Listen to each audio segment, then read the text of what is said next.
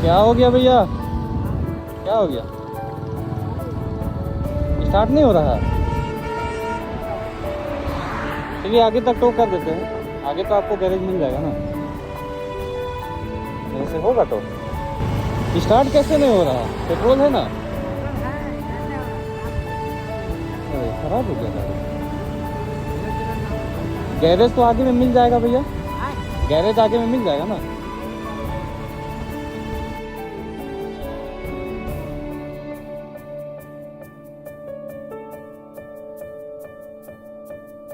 Phone करके बुला रहे हैं, फोन करके बुला लीजिए किसी को।